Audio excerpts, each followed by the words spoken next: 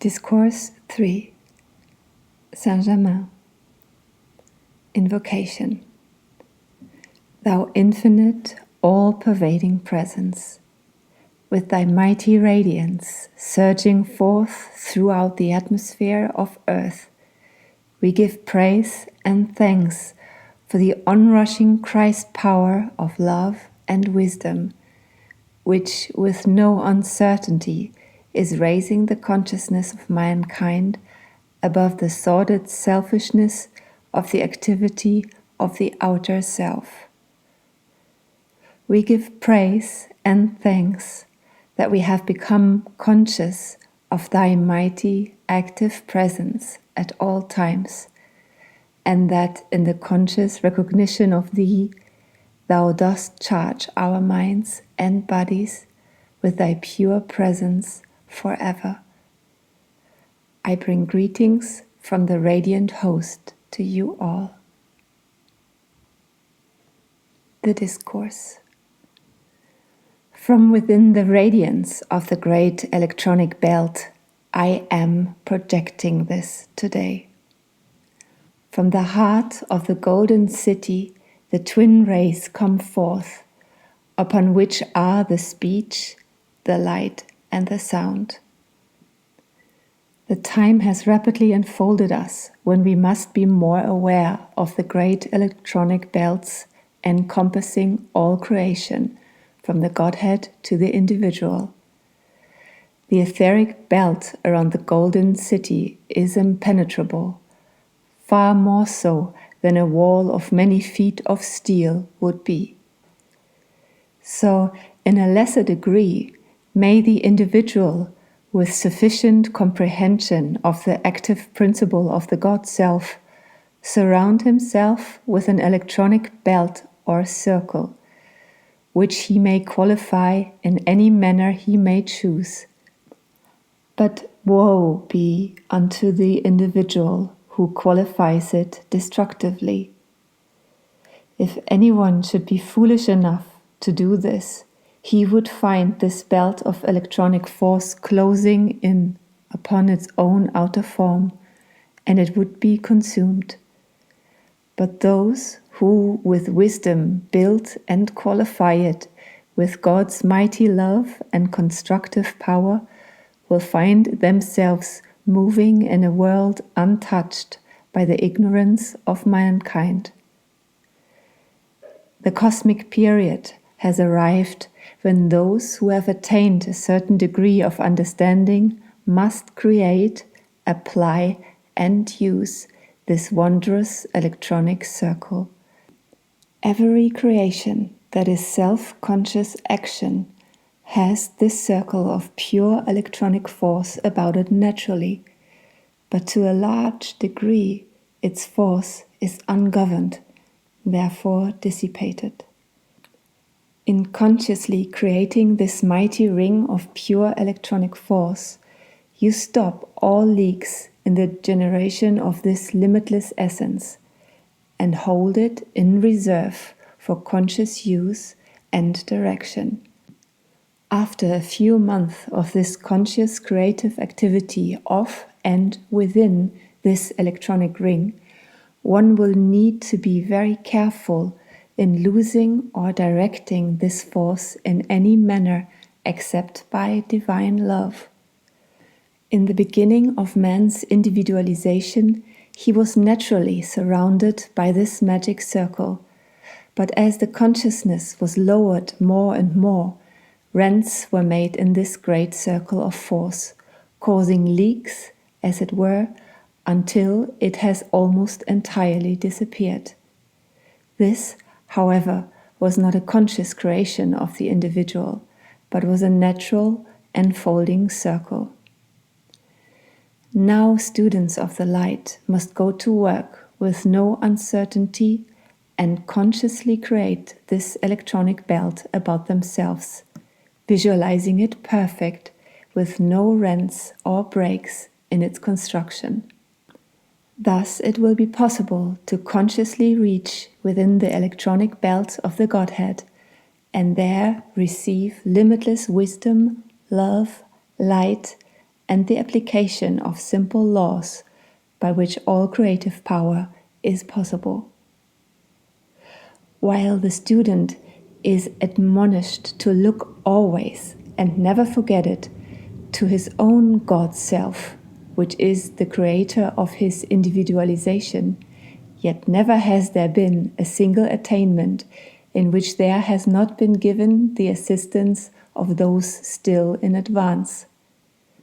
There being but the one God, the one presence, and his all-powerful activity, then the one more advanced than the other is but more of the God self in action. In this recognition, he will understand why you can feel I am here and I am there, for there is but the one God self everywhere. When the student can once understand that the ascended host of masters are but the more advanced consciousness of himself, then he will begin to feel the unquestionable possibilities within his grasp. Whether he speaks to the Godhead direct, to one of the ascended masters of light, or to his own God self, in reality, it makes no difference, for all are one. Until one does reach this state of consciousness, it does make a difference, for the individual is almost certain to feel a division of the one self, which is not possible to be made, except in the ignorance of the outer activity of the mind. When the student thinks of the outer expression, he should at all times be aware that it is but the outer activity of the one intelligence, guarding himself at all times against trying to divide in his own consciousness this one mighty God power centered in him. Again, I must remind you that this limitless, mighty power of God cannot intrude its wondrous powers into your outer use, except by your invitation. There is only one kind of invitation that can reach it and lose it, and that is your feeling of deep devotion and love.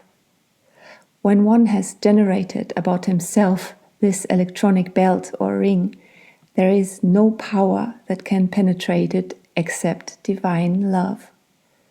It is only your consciousness of divine love that can penetrate within this great inner blazing belt of the Godhead, through which the Godhead sends back to you its great outpouring.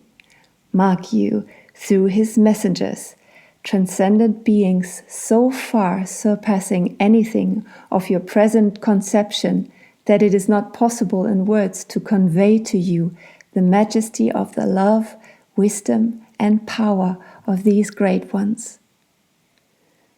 At this point, let me again remind you that the student who will dare to do and be silent will find himself lifted into the transcendent radiance of this innermost sphere. Then, by experiencing and seeing, will he comprehend this, of which I have spoken.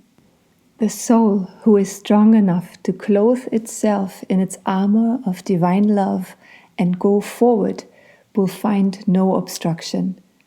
For there is naught between your present consciousness and this mighty transcendent inner sphere to obstruct the approach of divine love. When you have touched and seen within this inner circle, you will then understand how imperfect is the present expression of divine love. Once one becomes consciously aware of these great spheres to which he may reach, he will find himself fearlessly reaching deeper and deeper within the radiance of this mighty, intelligent hub of the universe, from which all worlds, all creation have proceeded. There are amongst you strong, dauntless, fearless souls who will understand this and be able to use it with great blessing to themselves and others. There are those who will understand and see that the presence which beats each heart is God in action, that the activity sending the circulation through the body is God, and that the essence charging forward to vitalize the outer form is God in action. Then, O beloved students, awake to this now. Do you not see how great a mistake it is to sink under the ignorance of the outer self, feeling pain, distress, and disturbance, all created by the ignorance and activity of the outer self? When a few moments of earnest contemplation will cause one to realize that there can be but one presence, one intelligence, one power acting in your mind and body, and that is God.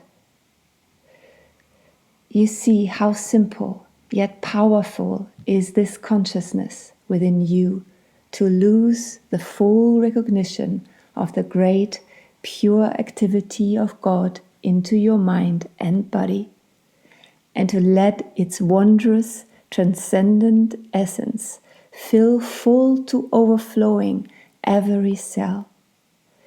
It seems to me, beloved students, that you cannot fail to grasp this simplicity of your true God self acting in you. Ever turn to it, praising it, loving it, demanding and commanding it to surge forth into every cell of your body, into every demand of the outer activity, in the home, in your affairs, in business. When your desire is sent forth, clothed in the God presence, power and intelligence, it cannot fail. It must bring to you that which you desire. Desire is but a lesser activity of decreeing. Decreeing is, and should be, the recognition of the accomplished desire. Beloved students, do forever put away any fear of the use of this great power. You know without being told that if you misuse it, you will experience inharmony. If you use it constructively, it will bring such blessings untold that you can but give praise and thanksgiving for the moment when you awakened to the fact that this limitless power is omnipresent, ever awaiting your conscious direction. The individual who has said that you cannot add 1 cubit to your height by your thought has stifled the activity and progress of the individual, for thought and feeling are the creative power of God in action. The uncontrolled, ungoverned use of thought and feeling has brought about all kinds of discord, sickness, and distress. Few, however, believe this and keep going on and on, continually creating by their ungoverned thought and desire chaos in their worlds, when they could, as easily as a breath, face about, using their thought constructively with the motive power of divine love, and build for themselves a perfect paradise within the period of 2 years. Even physical science has given proof that the body or outer form completely renews itself within a few months. Then you must see that with the conscious understanding and application of the true laws of your being, how easy it is to cause perfection to manifest in your entire body and every organ to leap into its perfect, normal activity. In a short time, it would not be possible for inharmony to enter your thought or body. O children, reaching to the light. This great privilege is the open door of God before you, which none may shut but yourselves. None may obstruct or interfere with it but yourselves. Fearlessly use your God-given dominion and power and be free. You cannot attain and hold this perfect freedom except through consciously applied knowledge. Now I shall give you a secret that, if understood by the angry or discordant individual, would tear him or her from that destructive activity, even from a pure selfish standpoint.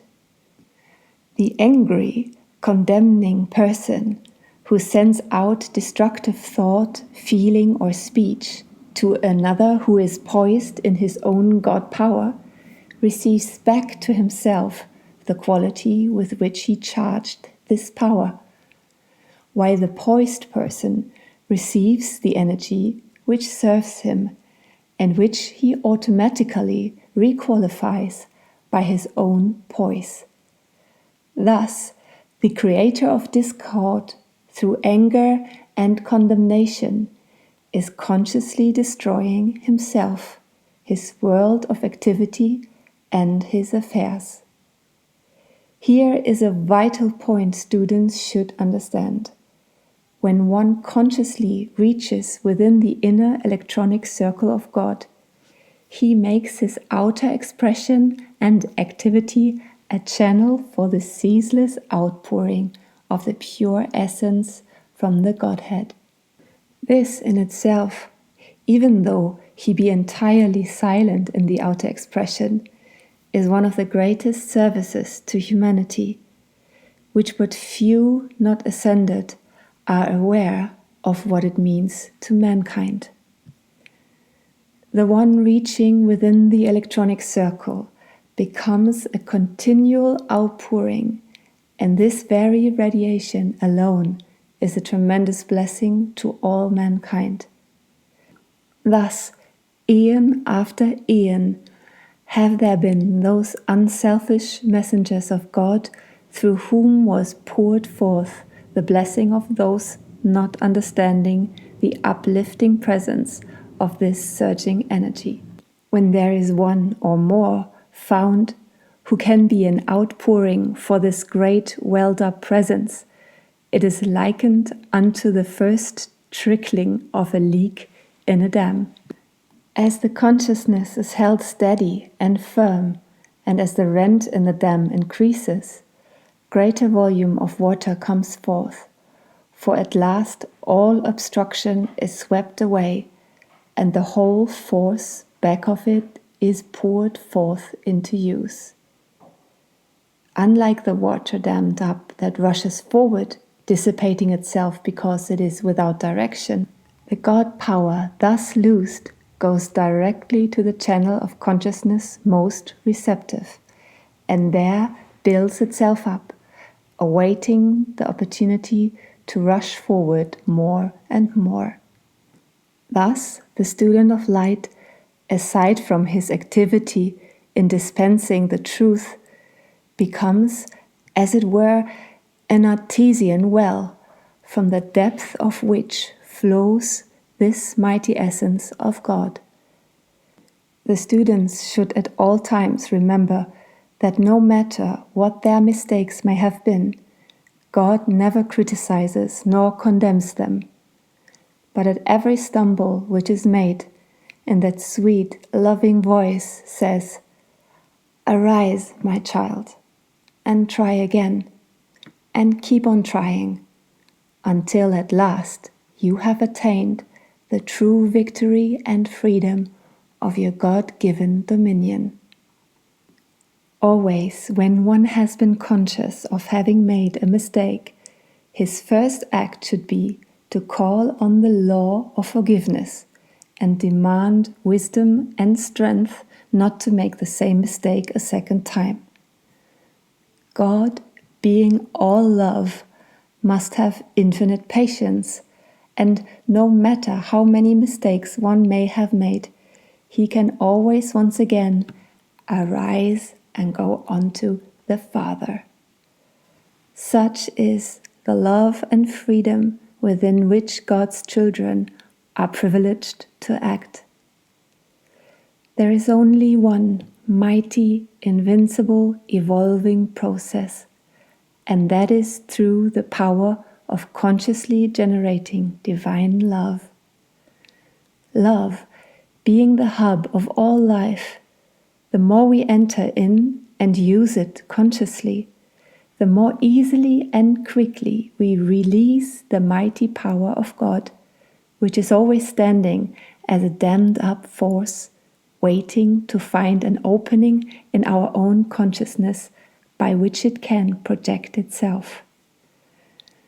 For the first time in many centuries, the searchlights or rays from the Golden City over the Sahara Desert are set into active operation over America and the earth.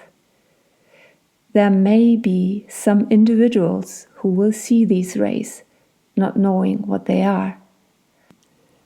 Mankind need no longer think that personalities can continue to generate their destructive forces and long survive. Those who can use this knowledge of the electronic circle should no longer be deprived of its benefits. Give it forth, and the warning with it. Use this statement: I am the fulfilled activity and sustaining power of every constructive thing I desire. Use it as a general statement, for the sustaining power is in everything that there is. I am here and I am there. In whatever you want to accomplish is a splendid way to feel that you are using the one activity, and you thus rise above the consciousness of separation. Benediction. O mighty ones of the Golden City, glorified are we in thy wondrous radiance. Privileged are we in the use of thy great rays. Blessed are we in the conscious recognition of thy mighty presence. Enfold us forever in thy transcendent light.